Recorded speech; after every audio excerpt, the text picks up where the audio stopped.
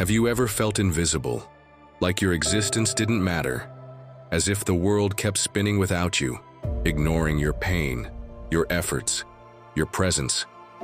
You're not alone in that feeling. But what you don't know is that this abandonment, this loneliness, is the most brutal and powerful training ground there is. Because when you have no one left, you discover that you are enough, that you don't need validation, applause, or company to start rebuilding your life from the ground up. Today is the day you stop waiting and start moving forward.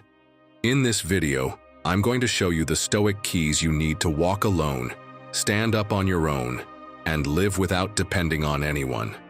This is not about cutting yourself off from the world, but about reconnecting with yourself from a place of strength.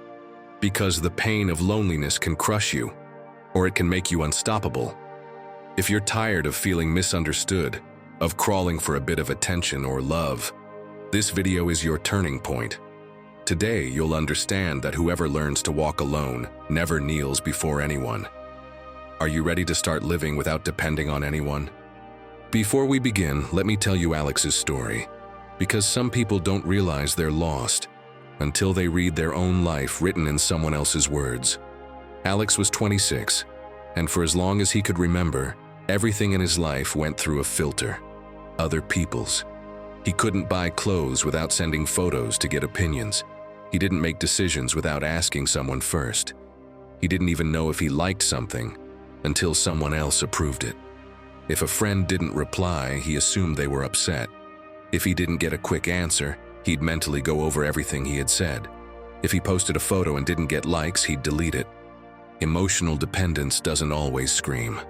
Sometimes it hides behind routine, but it wears you down. And that's exactly what was happening to him. He had been living with his partner for a year. They shared a home, a bed, a routine. But Alex felt empty. He had no friends of his own, no time alone. His autonomy was just a front.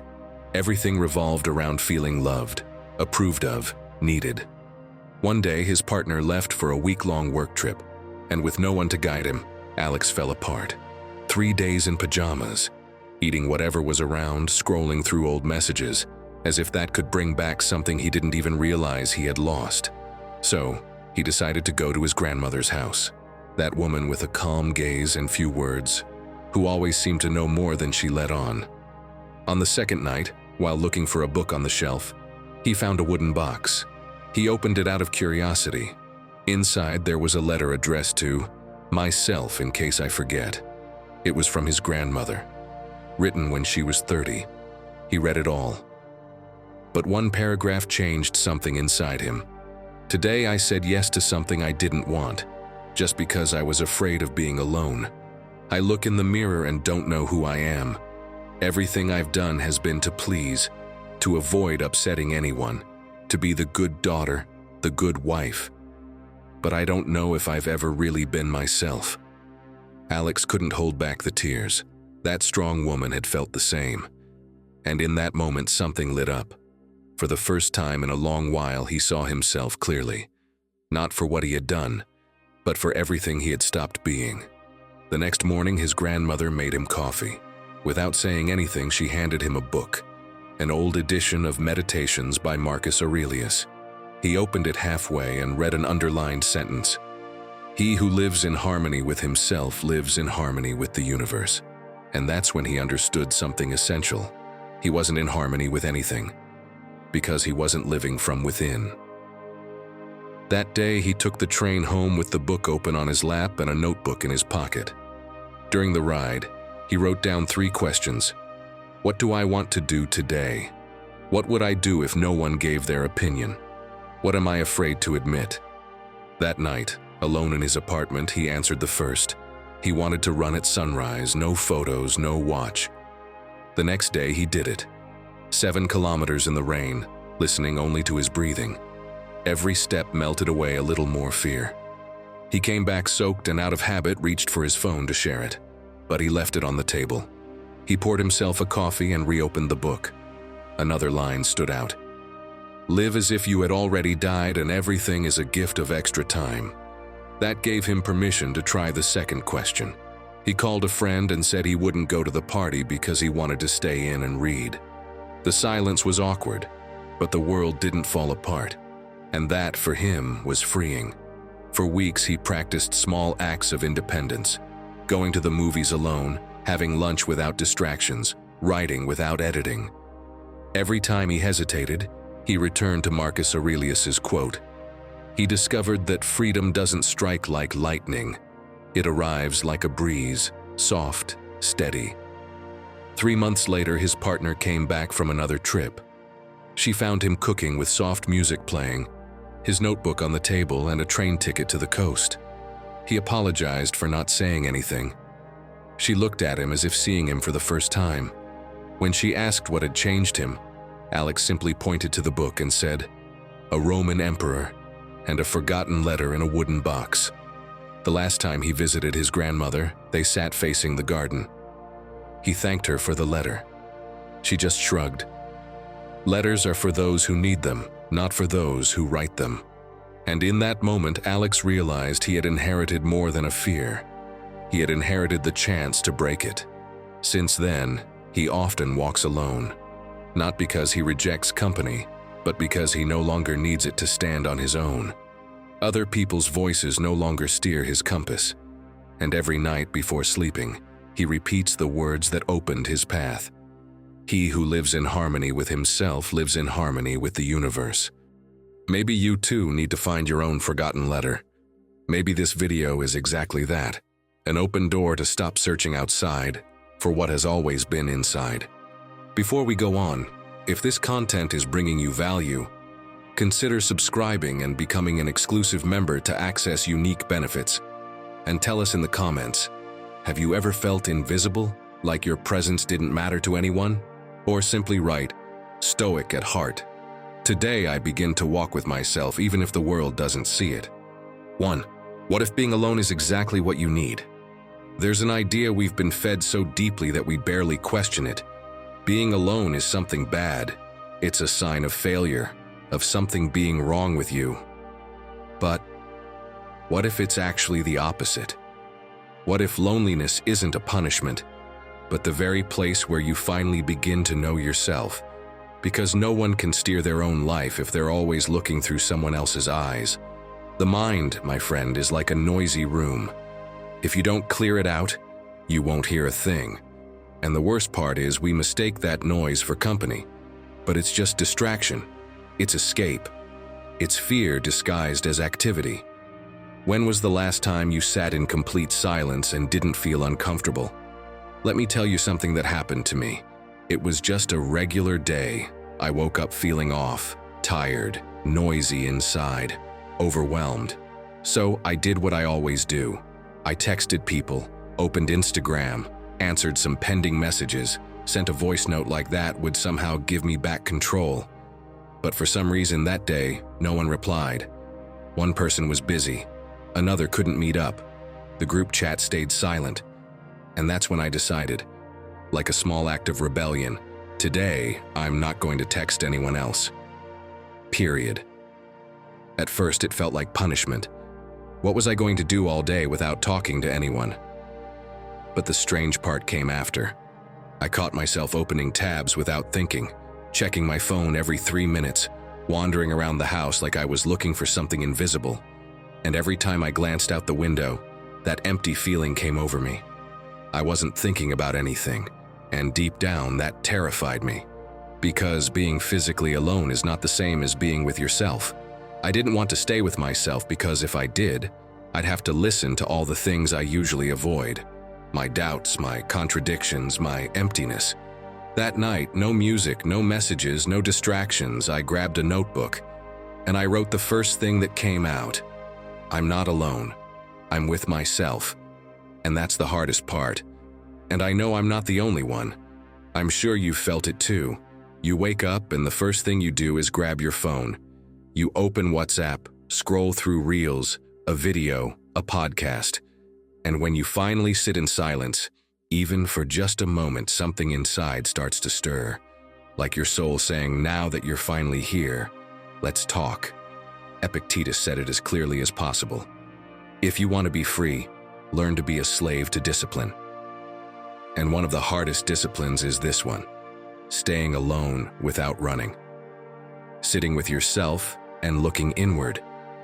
It's easier to fill your life with empty plans than to spend half an hour with yourself in silence. But that's the difference between living accompanied and living guided. And you know what? Even modern psychologists are talking about this. Nicole LePera, for example, says that a lot of the anxiety we feel today isn't about being alone. It's about not knowing how to tolerate silence. Because when the stimuli fade, the questions we've been avoiding for too long start to show up. And if any of this resonates with you, if you feel like you've been surrounded by people for too long but far from yourself, then why not try something different? Here are 3 ideas to start. First, give yourself at least 15 minutes a day with nothing. And when I say nothing, I mean nothing. No phone, no background music, no distractions disguised as being productive. Just you, with yourself. At first, it's going to feel uncomfortable. You'll get up 3 times. You'll remember random things. You'll find yourself reaching for your phone without thinking. But stay there. If you can, sit with a notebook. You don't need to write anything nice. Just write what comes up, even if it's chaos. Even if it doesn't make sense. That's you too. And that mess is the first map of your unfiltered mind. Stay there. Don't try to figure it all out on day 1. Just listen. That's your voice when no one else is talking. Next, start saying no to plans that don't add anything to your life. Don't say, I can't. Say, I've got plans. Time with myself. At first, it'll feel like you're missing out on something, but soon you'll realize you're actually finding something. Remember, being alone doesn't mean you're broken. It's like sharpening your sword before battle. The one who trains in silence walks stronger when the world gets loud. And keep this in mind. No one who has learned to be with themselves has ever needed anyone's validation to feel worthy again. 2. Without direction, any loneliness feels heavy. Imagine you're in the middle of the ocean, sitting in a small boat. You've got oars, you've got strong arms, you've got time. And still, you're not getting anywhere. You row all day, you sweat, you're exhausted. But when you look around, the horizon hasn't changed. Just water. All the same, that's life without direction. You can be busy, constantly in motion, even surrounded by things, and still feel completely lost. And if on top of that you're alone, that loneliness turns into a crushing weight, not a space that lifts you up. Loneliness doesn't hurt because of what's missing on the outside, my friend. It hurts because you don't know what to do with yourself on the inside. You get home, toss your keys on the table, drop onto the couch without even taking your shoes off. You've spent the whole day on autopilot, answering emails, attending meetings, solving other people's problems. You check the time. It's 7:15. Not that late, but your body feels like it's had enough. You get up, open the fridge, stare at it like something inside might give you meaning. You grab an apple, a piece of cheese. You take a bite without real hunger, without pleasure, just because. Then you flip through channels, scroll through social media, jump from one thing to another that gives you nothing. And then it shows up, like an annoying whisper. I could be doing something useful with this time. But you don't know what. Everything that comes to mind feels like a chore, like noise, like effort with no direction. The problem isn't being alone. The problem is being alone without a map. Because when you don't know where you're going, any moment alone feels like an empty room full of uncomfortable echoes. As Epictetus said, first, say to yourself what you would be, then do what you have to do. But if you don't know what you want to be, everything you do feels hollow. Can you imagine Marcus Aurelius crying in his palace because he couldn't decide what to watch at night? Spoiler, he didn't need entertainment. He had purpose. He had direction. He knew who he was, why he was here, and that was enough to get him through the hardest days without losing himself. J. Alderton, a British speaker who talks about habits and discipline, calls it the power of why. It's not motivation that keeps you consistent, it's meaning. When you're clear about what you're building, your energy becomes direction. Jay found that after years of feeling drained by his own routine. One day he simply asked himself, why am I doing this? And when his answer was honest, "Because I want to inspire people who don't believe in themselves," everything clicked. He didn't need willpower anymore to train or record his podcasts. He did it because it connected him to something bigger than tiredness. And you? What could you start doing today to begin building a sense of direction? Try something simple. Write down 3 things you'd be excited to achieve, even if today they seem impossible. Don't overthink it. Just let it out. That's how paths begin, with loose dreams that don't yet know how they'll reach the shore. And every time you make a decision, no matter how small, a purchase, a conversation, a plan, ask yourself, does this bring me closer or further away from what I want to build? You don't need to know exactly where you're going. You just need to make sure you're not rowing in circles. And if you still don't know what you want or what drives you, start a path journal. It could be a note on your phone, a notebook, whatever you prefer. In it, write something each day. A sentence, a complaint, an idea, anything. It doesn't have to be pretty, just real. Because direction doesn't always come like a divine revelation. Sometimes it draws itself slowly, with the breadcrumbs you drop along the way. So no, being alone is not the problem. In fact, when you know where you're headed, solitude becomes your ally.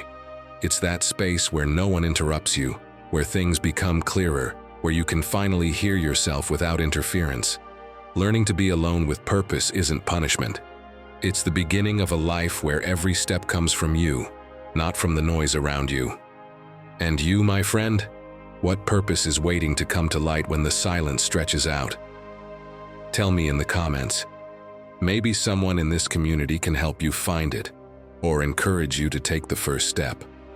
3. Stop living for the applause. My friend, I hate to be so blunt, but I have to ask you, how much of what you do every day is truly yours? How many decisions come from conviction? And how many from fear of not being liked? Maybe you don't notice it, but you're exhausted. And no, it's not because of everything you're doing. It's because of everything you're pretending. Because when you live to please, you become an actor in a play you didn't even write. Picture this. You're about to post something. An idea that truly represents you. Something that came to you with force, maybe while walking down the street or sitting in silence. You've reread it a dozen times. And just as you're about to share it, that voice shows up. What if it's too much? What if they think I'm full of myself? What if it doesn't get any likes? So you edit it, delete part of it, soften the tone. Then you wonder whether to include a photo. You take several, pick the safest one. You think about timing, the algorithm, what you posted yesterday, and in the end, you share it. But it's no longer yours. It's a watered-down version, a copy that no longer shouts what you wanted to say. And off social media, it's the same story. In a conversation, you're about to say something that really matters to you, but you hold back so no one feels uncomfortable. You laugh at a joke that isn't funny so you won't feel left out. You say yes to a plan you don't want just so you don't seem weird. And while everyone thinks you're fine, inside, you're dimming. Because when you live for applause, silence feels like punishment. And let me tell you something. Living like that is the fastest road to losing yourself. There's a reason you feel so tired when you live that way. Emma Seppala, a researcher at Stanford, explained it clearly. Chasing external validation creates constant emotional fatigue. That emptiness at the end of the day, even if you've been doing stuff the whole time, often comes from that. Acting to please, not to live. And of course, Seneca knew this 2,000 years ago. He wrote it plainly. It matters much more what you think of yourself than what others think of you. He didn't live to please the Roman crowd or write to gain popularity in the Senate. His compass was internal. If something made sense to him, that was enough. And no, it wasn't always easy. But he was free. And that's the lesson. Freedom isn't about everyone applauding you. It's about not needing them to. So, are you tired of living like a storefront window instead of a person? Here are 3 things that can help you get back to center. First, do something this week that you enjoy, but that no one sees. No likes, No comments, no audience, just you. What could it be? Writing something, trying a new recipe, singing in the shower, going for a walk like you're the star of your own film. But do it without planning to share it later, without recording it, without telling anyone. And if you're out of ideas, you know what? Look up things to do alone on Pinterest. But this time, really do them. Because what matters isn't what you do, but that you do it just for yourself. Second, every time you catch yourself thinking, what if they don't like it? Switch the question to, does this reflect who I am? Because if it truly represents you, then it's already worth it. And lastly, remember this. Often, what makes others uncomfortable is exactly what confirms that you're being yourself. So stop seeing rejection as something bad. Start seeing it as a filter, one that keeps out everything you no longer need for your journey. Because, my friend, learning to be alone is not a curse. It's an act of courage. It's the decision to stop living for applause and start walking the only path that's truly yours. Your own. Walk alone, rise alone, and discover that you don't need anyone to live out loud. You just need the courage to listen to yourself. 4. Let it go. You don't need to carry it anymore. 2 monks were walking in silence along a muddy path. Suddenly, they saw a woman stuck in the middle of the road, unable to cross. One of the monks picked her up, carried her across, and kept walking. Hours later, the other monk, still upset, said, "You shouldn't have touched her." We're not allowed to do that. The first monk looked at him calmly and replied, "I left her on the other side of the river hours ago. You're still carrying her." That's the difference between living in the past and letting it go. One keeps walking, the other gets stuck. If you don't leave behind what's already over, deep down you remain trapped in a place that no longer exists. Now imagine this. You're doing the dishes, or maybe folding clothes. One of those tasks you do almost on autopilot. And suddenly, without warning, that scene comes back. The same one you've replayed 1,000 times. 6 months ago, you made a comment to a friend about her partner. Something like, "I don't get how you put up with that, you don't seem happy." You said it without malice but with honesty. She got upset, responded coldly. And since then she hasn't called you. You've gone over that conversation again and again. You've thought about writing to her, apologizing, explaining yourself. You never did. But every time the memory comes back, your chest tightens. You relive that scene like it's still happening. Like you could still change it, but no, my friend, you can't. Because it already happened. You're just still stuck there. And the worst part is, as long as you carry that weight, you can't move forward. You can't walk alone because your steps are still chained to an old wound. So, my friend, if you've been carrying the same heaviness in your chest for years, try this. Write a letter, a real one, not in your phone notes. A letter with everything you held back, everything that hurt, everything you didn't understand. But don't send it. It's not about that. It's about release. When you finish, tear it up or burn it. Make it symbolic, like someone finally leaving their backpack at the side of the road. Another thing you can do, every time that memory comes back, answer it with a simple phrase. That was real, but it's not now. That short sentence works like an anchor to the present. It brings you back to your life. And if any part of you still thinks forgiveness means giving in or surrendering, remember this. Forgiveness isn't reconciliation. It's rest. It's not about trusting again. It's about stopping the fight with the memory. It's about reclaiming your energy so you can use it to build something now. Remember what Marcus Aurelius said. The best revenge is not to be like your enemy. You see? Letting go isn't losing. It's gaining space, it's reclaiming power. It's starting to live without needing the past to have the last word. Do you imagine Marcus writing in his journal, "I dreamed of Senator Publius again." Still not over it? No, because he let go of more than just a meditation app. He knew that as long as you're obsessed with what was, you won't see what could be. And here's the truth that hurts the most, but also sets you free. If you don't stop clinging to what hurt you, you won't be able to move forward toward what's waiting for you. As psychiatrist Marian Rojas Estapé explains, constantly reliving a wound keeps the body on high alert, pumping cortisol as if the danger were still present. That wears you down, drains you, and clouds your vision. Letting go isn't a luxury. It's a necessity if you want to rebuild from within. Because learning to be alone isn't a punishment. It's the only way to walk without emotional crutches, guided by your peace, not by your pain. And you, what story do you need to leave behind to move forward? Tell us in the comments.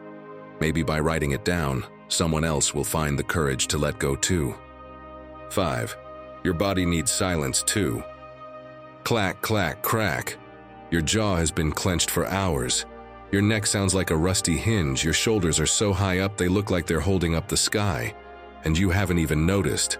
Your body has been screaming at you, "Enough already." But you don't hear it because you're too busy avoiding silence.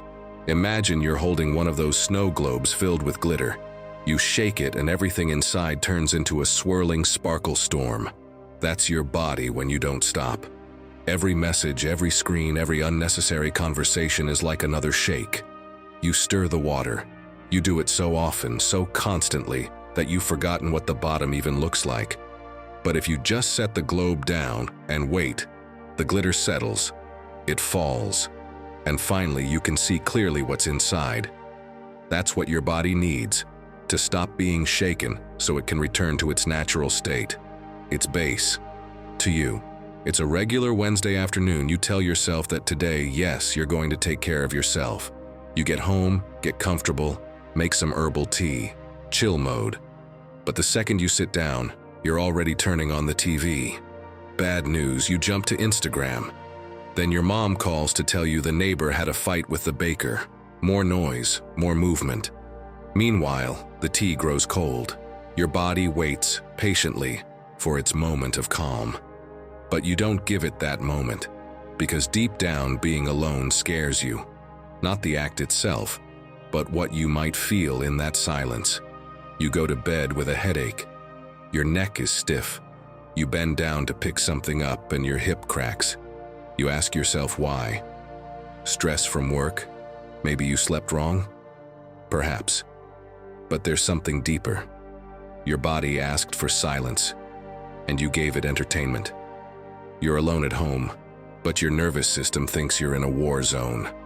And all because you never learned to just be with yourself, without stimulation, without distractions, without the pressure to prove anything to anyone. Epictetus said it plainly. Nothing external can disturb you unless you let it in. He lived surrounded by noise, slavery, poverty, social conflict. But you know what he did?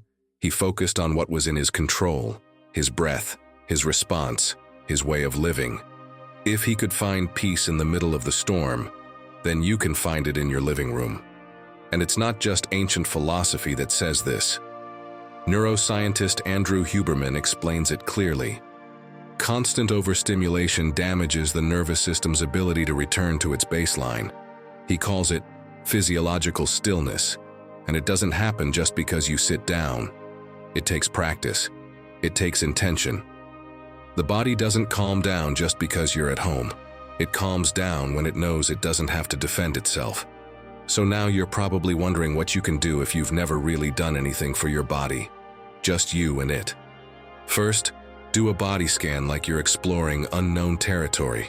Every morning or before bed, lie down in silence and mentally go over your body from feet to head, but not like some meditative routine. Do it like your body is a map you're learning to read for the first time. Ask yourself, where do I feel tension today? What part feels uneasy for no reason? You'll see that your stomach, your jaw, your shoulders are often on high alert without anyone pulling the trigger. You're alone, but your body doesn't know it yet. It's still bracing for the next demand, the next expectation, the next judgment. This exercise isn't about relaxing. It's about reconnecting, about remembering that your body too has the right to be alone, without orders or expectations, even if just for a few minutes. Also, replace "I have to move" with "I want to be in my body." Once a week, instead of working out like it's a chore, give your body free, spontaneous movement. Dance with no music. Stretch with no structure. Walk around your home with your eyes closed. Don't do it to burn calories or check off a routine. Do it to hear what your body wants today. Because if you're always mentally pleasing others, your body starts obeying too. But it becomes disconnected. This kind of unfiltered movement is a form of intimacy with yourself. And that's where healthy solitude begins. When the body stops performing out of duty and starts expressing itself authentically. My friend, your body is like a finely tuned instrument. If it's always playing, it never returns to its true tone. And without that tone, the truth is, you won't even recognize yourself. Learning to be alone also means letting your body remember who it is when no one else is watching. 6. Are you sure that thought is really yours? What if your thoughts weren't actually yours? What if that little voice telling you you're not enough, that you won't make it, or that you're not cut out for this, wasn't yours at all, but borrowed? Because a lot of the time, you're not fighting the world. You're fighting a belief you never even chose to believe. You've just been dragging it around for years, like someone wearing a jacket they don't like, but won't take off because it's the only one they've got. The other day, a friend told me something that stuck with me. She had always wanted to organize painting workshops, not so much to teach painting, but for people to come together, laugh, and feel part of something. But when she told me, she said it quietly like she was apologizing. But no one's going to come, who am I to organize something like that? Plus, I'm a mess at organizing. And of course I had to ask, who told you that? We went through it. It wasn't something she truly believed, it was a voice from outside. From her lifelong friends who shut down her dreams every time she shared one. They'd tell her to calm down, that she wasn't special, not to get her hopes up. So that's what she learned, that it's better not to try. But one day, something inside her said enough, and she did it anyway. Her friends didn't show up, didn't share her idea, didn't support her. Some even made mocking comments. But on the first day, she went alone. And yes, it was a little sad at first. But she played music and painted whatever came to her. And guess what? On the second day, someone else joined. And today, without even planning it, she's starting to turn that small step into something bigger, something all her own. See? That happens to you too. Maybe you think you're too old to switch careers, that you're not good enough to make videos, that writing poetry is a waste of time. But do you believe that? Or did someone else once make you feel small? Where did you learn it? Because that belief you keep repeating like a fact might just be a poorly digested opinion from someone who never dared to live the life they wanted. Marcus Aurelius had no doubts. He wrote, "Very little is needed to make a happy life. It is all within yourself, in your way of thinking." He didn't say it was in your circumstances, or your environment, or what people told you as a kid. As an emperor, he had every reason to be a prisoner of expectations. But again and again, he returned to his mind, to his ability to choose which thoughts to feed and which to let pass like clouds. That was his real freedom. And Epictetus, can you imagine if he had said, "I can't teach philosophy, I'm a slave," we'd have lost everything, and so would he. Thankfully, he didn't listen to that little voice. So what can you do today with that voice in your head? Start here. Every time you hear an automatic thought holding you back, like, "This isn't for me, I'm not talented, they're going to judge me," ask yourself, who told me this the first time? Then ask yourself whether that person was someone you admired, or just someone stuck in their own fear. That one question can change everything. Another thing you can try.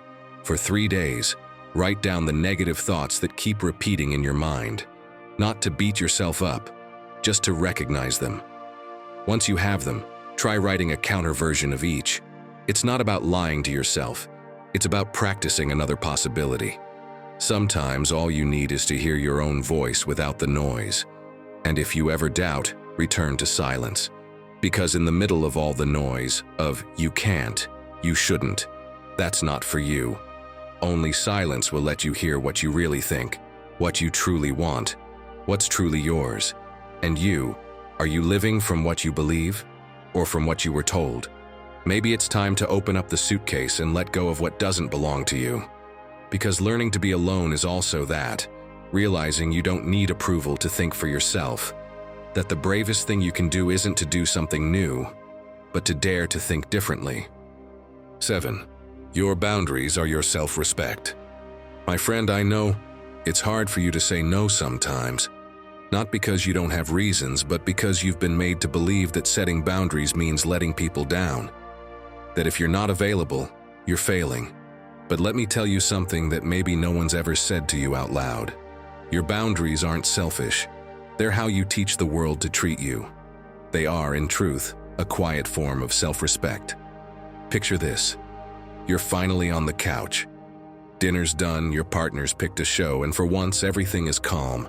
But just as the episode starts, the phone rings. It's your co-worker. I know it's late, but it'll be quick. And you sigh. But you answer. Even though you don't want to, even though it's not the time, you do it. Because you're afraid of seeming like a bad teammate, afraid they'll be upset, afraid they'll think you're not committed. But you're the one who pays the price. Because that yes you give after hours is a no you're giving to your rest. And little by little, your time stops being yours. Your energy is borrowed. Your life becomes a checklist you didn't write. Now imagine this.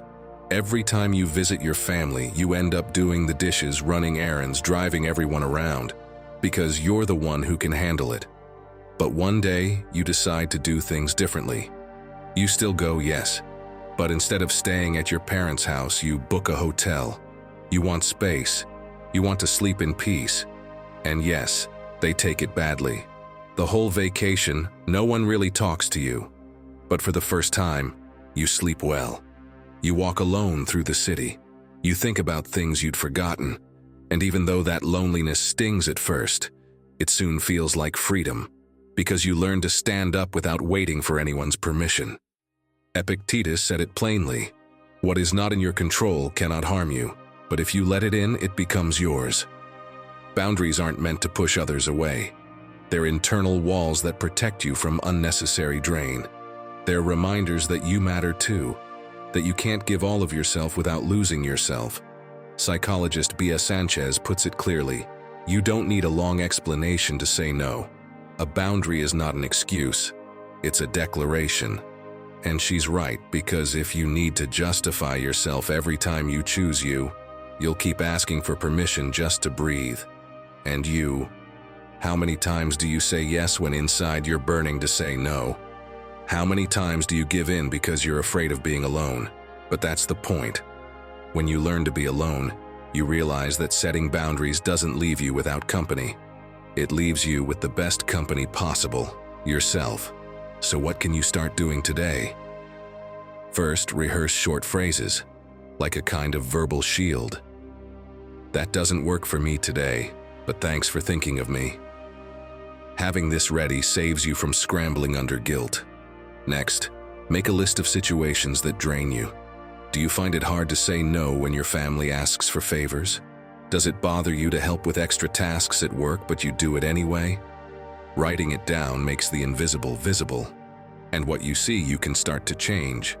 And finally, try using conditional yes. For example, yes, I can help, but only between 5 and 6. This keeps the connection, but you don't sacrifice yourself. You learn to protect the space where you exist without being erased. Every boundary you set is like closing a transparent glass door. People can still see you, but they know they can't come in unless you open it. And that, my friend, is love too. Because when you choose yourself, when you take care of yourself, when you decide where your giving ends, you're taking the first step toward living from within, without needing anyone's approval. And that's only possible when you learn to walk alone. 8. Those who don't want to see won't see. Let me tell you something. There's a kind of exhaustion that doesn't come from physical work or running around all day. It comes from explaining yourself over and over, from justifying every step as if your life had to pass through someone else's filter. And do you know why you do it? Because you don't know how to stand alone with your decisions. Because you feel that if you don't explain, you'll lose support, validation, that reassuring pat on the back that says, "You're doing fine." My friend, let me tell you something that might sting a little. Not everyone deserves an explanation, because often it's not that they don't understand you, it's that they don't want to. Think about that dinner where you decide not to drink alcohol. Maybe you have to train early the next day, maybe you're taking care of yourself, or maybe you just don't feel like it. And then come the jokes. "What's up with you lately? Come on, one little drink. Ugh, you're such a buzzkill." You smile awkwardly and say, "I'm just trying to take better care of myself, so I've decided to cut back a bit." But before you finish, they've already cut you off. They're already laughing, making another joke. And you realize it wasn't a conversation, it was a setup. They didn't want to listen, they wanted to convince you. And you, in the meantime, start shrinking inside, as if your decision needed approval from a jury that was never going to give it. Marcus Aurelius knew, everything we hear is an opinion, not a fact.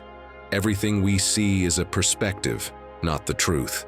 And he lived surrounded by critics, advisors with hidden agendas, people who wanted to manipulate or control him. But he kept acting according to his principles, because he understood that living authentically isn't just an act of freedom, it's also a shield. When you stop begging for understanding, you become untouchable. Communicator Diego Dreyfus said it clearly, "When someone doesn't want to see you, it doesn't matter what you say." True maturity is walking away without a speech. Because walking away isn't running, it's protecting your energy. It's saying, "I'm not going to fight for my right to be myself. I'm just going to be."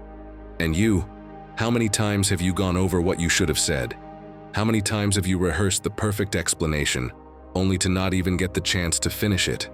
Maybe it's time to stop draining yourself. Here are a few ways to start letting go of the need to explain everything. One good practice is to use short, firm responses. For example, "It's my decision." That's it, nothing more. That sentence is like a period in the middle of chaos. No one can argue with it without revealing their own issue. Another tool, make this your personal rule. If you've had to explain yourself more than twice about the same thing, you're probably in the wrong room. Understanding can't be forced. It only happens where there's respect. And here's a third filter that never fails. Before answering, ask yourself if that person would ask the same thing from a place of care. If the answer is no, stay silent. Not as punishment, but as self-protection. Because silence is also a way of taking care of yourself. The truth is, people will doubt you. They'll question your changes, look at your growth with suspicion. But not because what you're doing is wrong. It's because your change reminds them that they haven't. And that makes them uncomfortable. But you're not here to live by their fears. You're here to stand up and walk on your own. To build a life that doesn't need applause, only alignment. Because learning to be alone is not a punishment.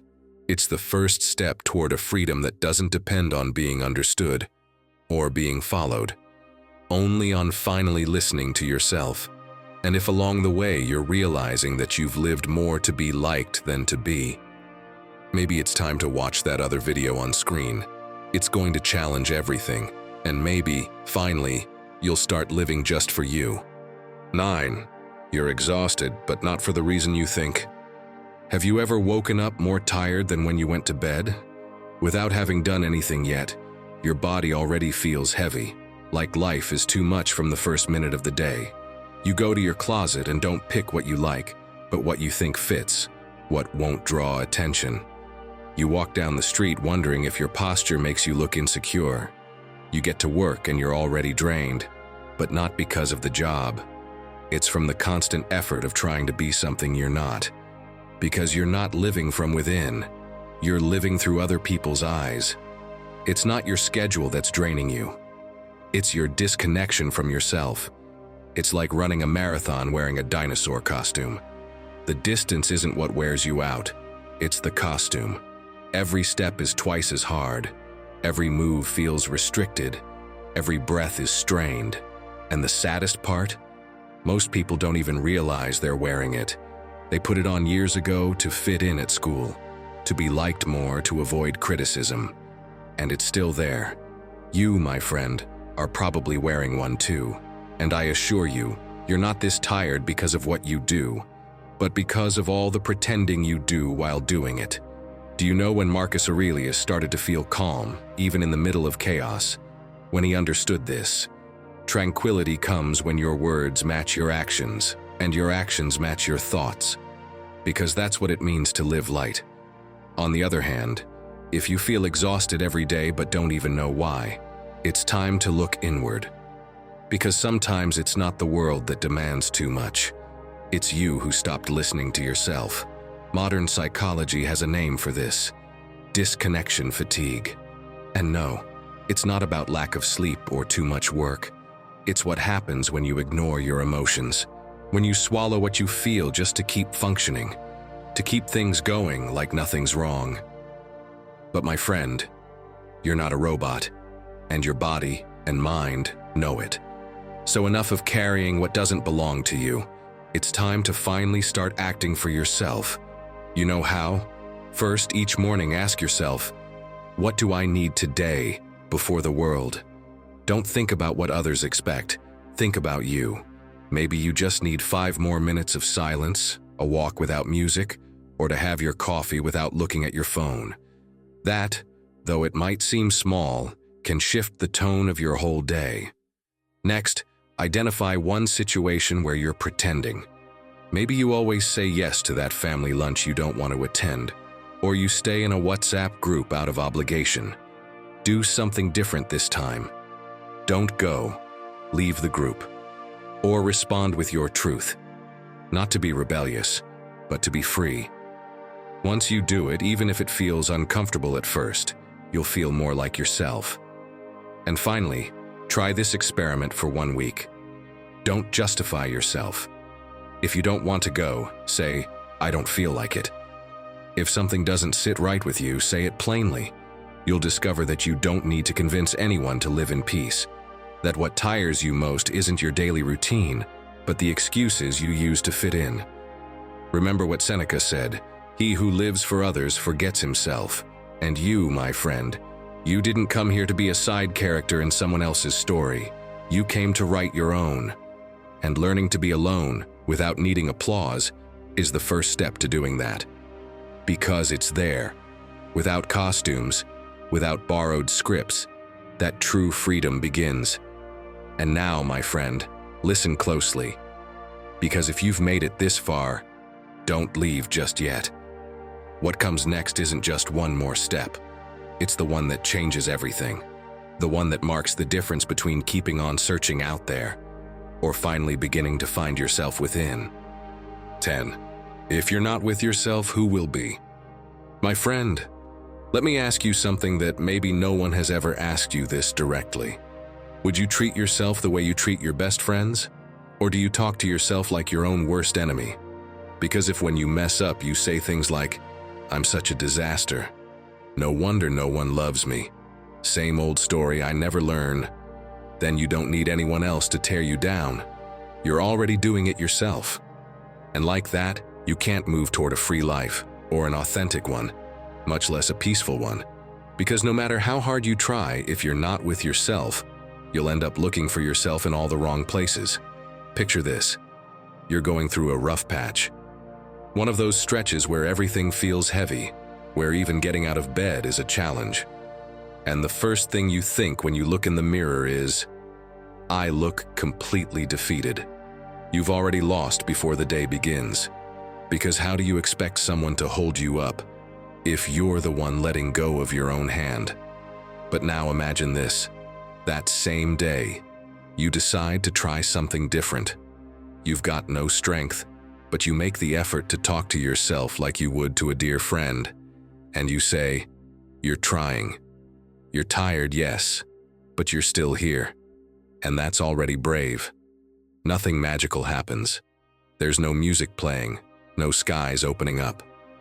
But that night, you sleep better. Epictetus, who was once a slave, understood it clearly. He said, don't become your own accuser. He knew what true loneliness was. No one came to rescue him. No one gave him a hug or a motivational speech. He got up on his own. He spoke to himself, he rebuilt himself, because he realized that freedom, real freedom, begins when you stop abandoning yourself, even when everything falls apart. And yes, we've all tripped ourselves up at some point. We've all said things that hurt more than any outside criticism ever could. But maybe you do it because you're afraid to discover who you'd be without that destructive voice. I recommend reading Delighted to Meet Me by Borja Vilaseca. It's not your typical self-help book, it's a mirror. It helps you question those things you repeat without thinking. Because behind all that self-sabotage might be the most powerful version of you. So what can you start doing? I'll tell you straight, become your own ally. Not out of pride, but for survival. Write a note in your phone with phrases that aren't cheesy, they're just true. I'm not perfect, but I'm still going. I did what I could today. I deserve to speak to myself with respect. Keep them there. Read them when you need them most. Another powerful gesture. Look at yourself in the mirror, especially on the days when you feel lowest, and say, I'm here for you. The first time it'll feel ridiculous, but if you keep doing it, everything starts to shift. Because your mind listens, your body responds, and even when you're alone, if you have yourself, you're not lost anymore. And if there comes a day when you can't handle anything, when you feel like you're falling apart, that's okay. But at the very least, don't hurt yourself too. Don't abandon yourself. Don't insult yourself. Don't treat yourself in a way you never would with someone you love. Because in the end, you're the only one who will be with you until your very last day. No one else. You are your home, your refuge, your lifelong companion. If you don't hold yourself, no outside hug will ever be enough. But when you finally learn to have your own back, then yes, the path becomes clearer. And walking alone, my friend, stops being a sentence and becomes your greatest freedom. Learning to be alone is not a punishment, it's a gift. It's the most honest way to start living in peace with yourself, without begging for approval or dressing up to fit in. Every time you choose to listen to yourself, to care for yourself, and to respect yourself, you're coming back to you. You don't need more noise, more people, or more validation. Just the courage to walk beside yourself, without betrayal. And if you've made it this far, write in the comments, I've got myself, and that's enough. That way, I'll know who the true Stoic warriors are, the ones who made it all the way to the end. Don't forget to subscribe and hit the like button so you don't miss what's coming next. Also, check the description box. We've left some resources there to help you dive deeper into Stoic teachings. Our goal is to bring you as much value as possible. And if at any point you feel like supporting us so we can keep creating this kind of content, you'll find how to do that in the pinned comment. Now, I invite you to explore the playlist on screen. It's designed to help you face life with greater wisdom and confidence. Click it, and let's keep growing together. Until the next talk, take care and keep embracing your inner Stoic.